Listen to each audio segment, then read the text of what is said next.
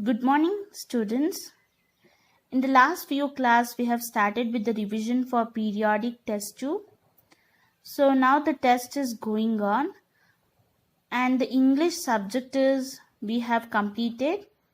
So before starting or continuing with the chapter, so let us do the reading comprehension for you. So reading is very important in our daily life. I want every student to read your textbook or storybook 1 page or a 2 page in a day, which improves your reading skill. Let us start with the story. So the title of the story is The Magical Sticks. Once there lived a rich merchant. One day the rich man's diamond-studded necklace was stolen from his house. The merchant tried to search the necklace everywhere, but he could not find it out. At last, he called all his 5 servants and inquired with them about the missing necklace, but all of them refused to accept the crime. It was certain that one of the servants had stolen the necklace. So the merchant decided to go to the king's court. The king heard the case and called all the servants. He then gave 1 stick to each of them and said, "These sticks are magical sticks. By tomorrow, the stick of the thief will grow by 2 inches. The thief among you will be easily identified by his longer stick."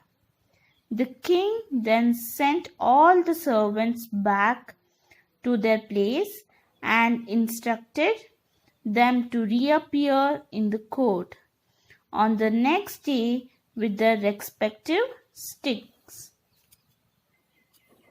That night, when everyone was sleeping, the servant who had stolen the necklace was restless. "My stick will grow by tomorrow, and I will certainly be caught and punished. I must do something to save myself," thought the servant. So he cut 2 inches from his stick and made it shorter. After this arrangement, the thief's servant slept peacefully. Next day, the merchant appeared in the court with all his servants. The king asked the servants to produce their sticks. One by one, all the servants presented their sticks.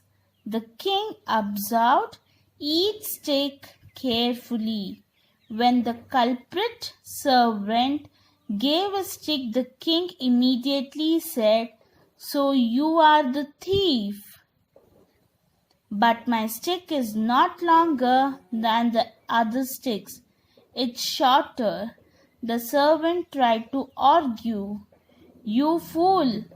There is no magic in these sticks. I knew that the thief would certainly try to make it shorter, considering it a magical stick. And you did the same," said the king. The culprit servant was sent to the jail for his crime. So what is the moral of the story? A culprit always tries to defend his crime, and the proof of the crime lies in his defense tactics. Okay, and also students, I'll be sending the PDF of this story, The Magical Sticks. Go through once, read it twice before attending to the live session. And also I want every students to read regularly of your course book or storybooks which you have in your home. So thank you, students.